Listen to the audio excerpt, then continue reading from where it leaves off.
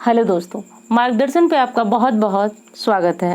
दोस्तों, आज मैं बात करूंगी कि पितृपक्ष में श्राद्ध करना क्यों जरूरी है, और ये चीज़ें मैं आपको कहानी के माध्यम से बताऊंगी कि पितृपक्ष की पौराणिक कथा क्या है, क्यों हम लोग पितृपक्ष मनाते हैं। तो सबसे पहले तो ये जान लीजिए कि जब किसी चीज़ को आप विस्तृत समझ जाते हैं तो वो चीज़ें आपके लिए काफ़ी आसान हो जाती है करना।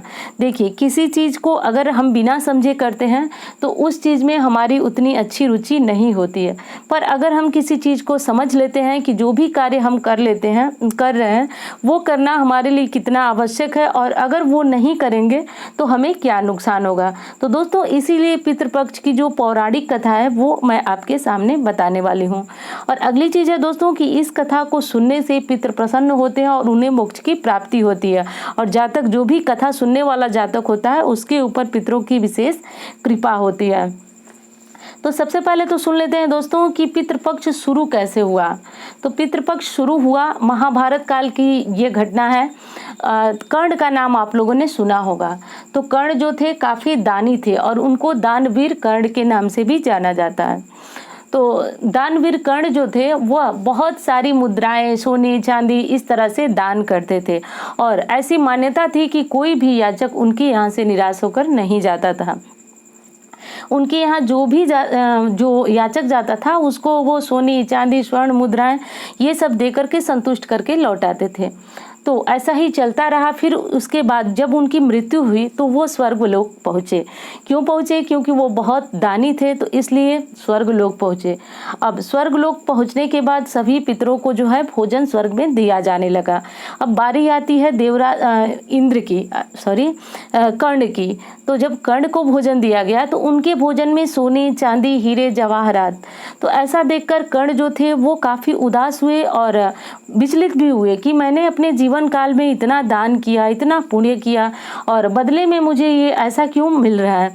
तो उन्होंने स्वर्ग के अधिपति इंद्र से बात की। इंद्र ने उनको कहा कि आपने जो दान किया था तो स्वर्ग में आने के बाद वही चीज़ें आपको भोजन के रूप में प्राप्त हो रही हैं।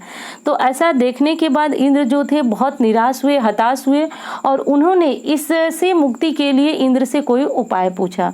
तो इंद्र ने कहा कि हे कर्ण, आप जो है ये 15 दिनों के श्राद्ध पक्ष में धरती पे जाइए, अपने जो कर्म थे आपको उनके उनको भुगतने के स्वरूप आपको धरती पे पुनः जाना पड़ेगा, और आपको इन 15 दिनों में अपने पितर को संतुष्ट करना पड़ेगा, उनका तर्पण करना पड़ेगा। अगर ऐसा आप कर सकते हैं तो ही आपको स्वर्ग में जो है सबकी समान भोजन मिलेगा, नहीं तो फिर आपने जो दान किया है वही चीज़ें आपको मिलेंगी।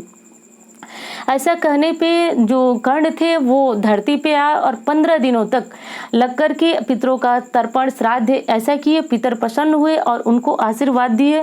तो वो भी स्वर्ग में सामान्य जीवन, जो सबके पितर जिस तरह से संतुष्ट होकर के स्वर्ग में गए, उनके पितर भी संतुष्ट होकर स्वर्ग में गए, और उन्हें भी सामान्य जिस तरह से भोजन मिलना चाहिए उस तरह से मिलने लगा। तो दोस्तों, कहने का ये अर्थ है कि अगर हमारे पितर हमसे संतुष्ट नहीं होते हैं तो जीवन पर्यंत तो हमें तकलीफ रहती ही है। मृत्यु के बाद भी हमें बहुत सारे संकटों का सामना करना पड़ता है। तो मैं जैसे कि पितर पक्ष की जो भी वीडियो बना रही हूँ उसमें बता रही हूँ कि देखिए, देवता नाराज हो जाते हैं तो हम उन्हें यज्ञ हवन पूजा पाठ के द्वारा मना लेते हैं, लेकिन अगर पितर हमसे नाराज हो जाते हैं तो काफ़ी कठिनाई का सामना करना पड़ता है। दोस्तों, इसी संदर्भ में जो है एक और पौराणिक कथा है जिसे मैं सुनाती हूँ। तो ये जो है पितृपक्ष की पौराणिक कथा है। तो इसके अनुसार जोगे और भोगे दो भाई थे, दोनों अलग अलग रहते थे। जोगे धनी था और भोगे निर्धन था। दोनों में परस्पर बड़ा प्रेम था। जोगी की पत्नी को धन का अभिमान था, किंतु भोगे की पत्नी बड़ी सरल हृदय थी। पितृपक्ष आने पर जोगे की पत्नी ने उससे पितरों का श्राद्ध करने के लिए कहा। तो जोगे इस कार्य को व्यर्थ समझकर टालने की चेष्टा करने लगा, किंतु उसकी पत्नी समझती थी कि अगर ऐसा नहीं करेंगे तो लोग बातें बनाएंगे। फिर उसने अपने मायके वालों को दावत पर बुलाने और अपनी स्थान दिखाने का यह उचित मौका लगा। तो इसलिए वह बोली, शायद आप मेरी परेशानी की वजह से ऐसा कर रहे हैं, किंतु इसमें मुझे कोई परेशानी नहीं है। मैं भोगे की पत्नी को बुला लूँगी, दोनों मिलकर सारा काम निपटा लेंगे। फिर उसने जोगे को अपने पीहर न्योता देने के लिए भेज दिया। दूसरे दिन उसके बुलाने पर भोगे की पत्नी सुबह सुबह आकर काम में जुट गई। उसने रसोई तैयार की, अनेक पकवान बनाए गए। फिर काम निपटाकर उसे अपने घर आना था। आखिर उसे भी पितरों का श्राद्ध तर्पण करना था। इस अवसर पर जोगे की पत्नी न उसे रोकी और न वहां वह रुकी। शीघ्र ही दोपहर हो गई। पितृ भूमि पर उतरे।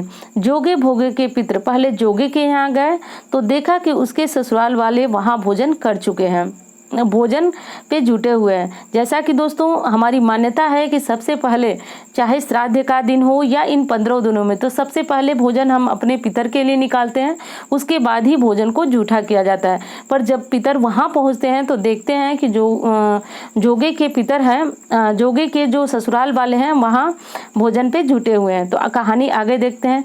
निराश होकर वे भोगे के यहाँ गए। वहाँ क्या था, मात्र पितरों के नाम पर अगियारी दे दी गई थी। पितरों ने उसकी राख चाटी और भूखे ही नदी तट पर जा पहुंचे।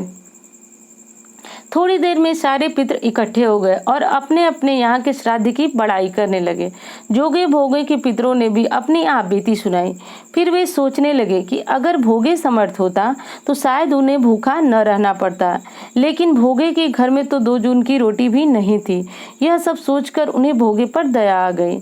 अचानक वे नाच नाच कर गाने लगे, भोगे के घर धन हो जाए, भोगे के घर धन हो जाए। सांझ होने को आई। भोगे के बच्चे कुछ खाना को नहीं मिला था। वो माँ से भोजन मांगने लगे। उन्होंने माँ से कहा भूख लगी है। तब उन्हें टालने की गरज से भोगे की पत्नी ने कहा, जाओ आंगन में हौदी रखी हुई है, उसे जाकर खोल लो और जो कुछ मिले बांट कर खा लेना। बच्चे वहाँ पहुँचे तो पाते हैं कि हौदी मोहरों से भरी हुई है। वे दौड़े दौड़े माँ के पास आते हैं और माँ से सारी बात बताते हैं। आंगन में आकर भोगी की पत्नी ने यह सब देखा तो वह हैरान हो गई। इस प्रकार भोगे भी धनी हो गया, लेकिन वह धन पाकर घमंडी नहीं हुआ। दूसरे साल श्राद्ध पक्ष आया। भोगे की पत्नी ने 56 प्रकार के व्यंजन बनाए, ब्राह्मण को बुलाकर श्राद्ध किया, भोजन कराया, दक्षिणा दी। जेठ जेठानी को सोने चांदी के बर्तनों में भोजन कराया। इससे पितृ जो थे प्रसन्न हुए और तृप्त हुए।